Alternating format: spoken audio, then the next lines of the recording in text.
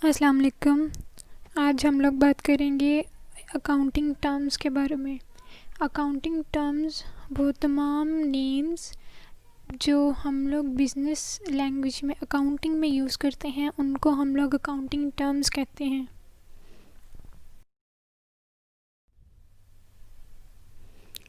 कुछ accounting terms हैं जो ये हैं, मैं सबके बारे में आपको डिटेल से बताऊंगी।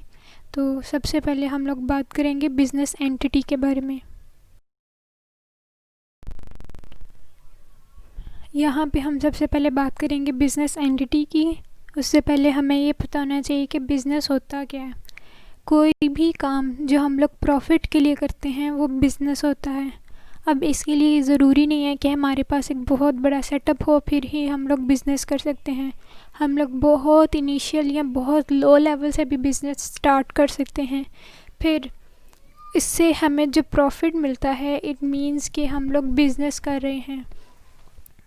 अब प्रॉफिट क्या है, हम लोग जितनी भी इन्वेस्टमेंट करते हैं, फॉर एग्ज़ाम्पल हमने 1000 इन्वेस्ट किया, उसके रिटर्न में हमें 10 रुपये अगर ज़्यादा मिलते हैं तो वो जो 10 रुपये ज़्यादा मिले वो हमारा होगा प्रॉफिट। बिज़नेस है तो प्रॉफिट और लॉस दोनों ही होते हैं, क्योंकि जो बिज़नेस है वो रिस्क पर ही होता है, या तो प्रॉफिट होता है या लॉस होता है। और एंटिटी क्या है, एंटिटी का मतलब होता है बीइंग इंडिपेंडेंट।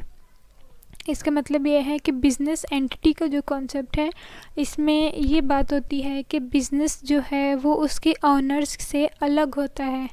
जो बिज़नेस की जो प्रॉपर्टी है वो ऑनर्स की प्रॉपर्टी नहीं हो सकती, और जो ऑनर्स की पर्सनल प्रॉपर्टी है वो बिज़नेस की नहीं होती है।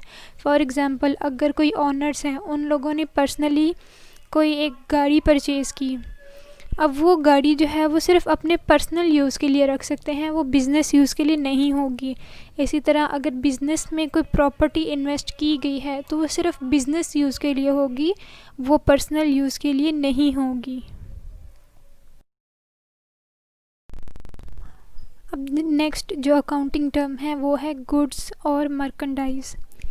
गुड्स को हम लोग सिंपली कहें तो चीज़ें ही हैं। बिज़नेस का मतलब है कि हम लोग कोई चीज़ें या तो बना रहे हैं या फिर सेल कर रहे हैं।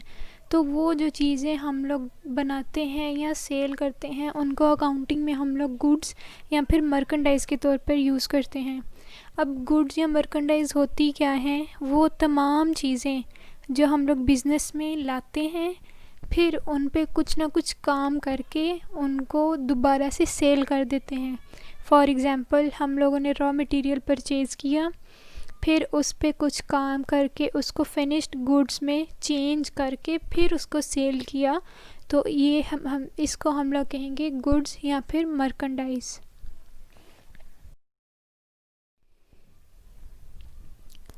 अब नेक्स्ट है purchase and purchase return. Purchase क्या है, कोई भी चीज़ हम लोगों ने अपने बिज़नेस के लिए ख़रीदी और उसको एज़ इट इज़ सेल कर दिया, उस पे हमने कोई काम नहीं किया।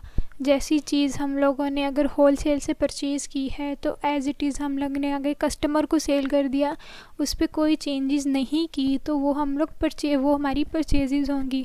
गुड्स में और परचेज़ में सिर्फ यही फ़र्क है कि गुड्स पे हम लोग काम करके फिर उसको फिनिश्ड गुड्स में चेंज करते हैं, फिर सेल करते हैं। परचेज़ में जैसी चीज़ ख़रीदी जाती है वैसी की वैसी ही सेल कर देते हैं। परचेज़ रिटर्न है, हम लोगों ने अगर कोई चीज़ परचेज़ की तो वो हमारी मर्ज़ी की नहीं आई, या फिर वो कोई चीज़ ख़राब थी, तो हम लोग जब उसको वापस करते हैं तो ये काम होगा हमारा परचेज़ रिटर्न।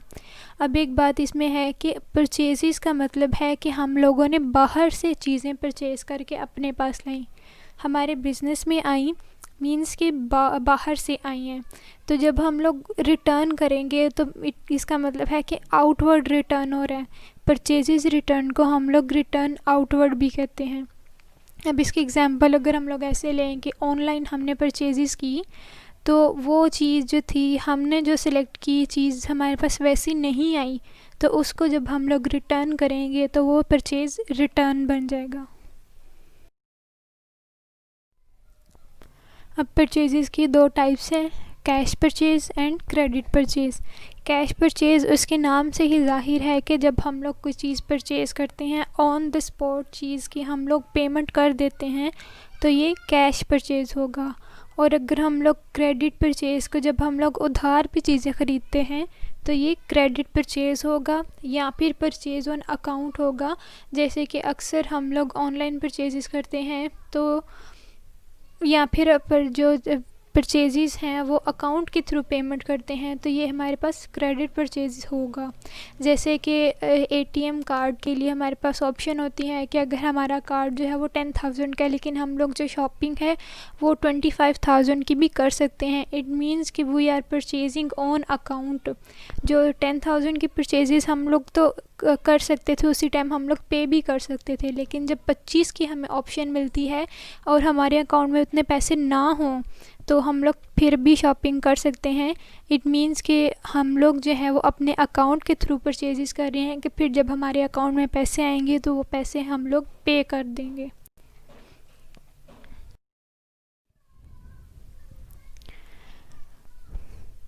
ये डिफरेंट अकाउंटिंग टर्म्स थी, ये भी कुछ ही मैंने बताई हैं, मैं और भी आपको बताऊंगी। अगर आप लोगों को मेरी समझ में आ रही है तो आप मुझे कमेंट कर सकते हैं। मेरे चैनल सब्सक्राइब कीजिए। Thank you so much. अल्लाह हाफिज़।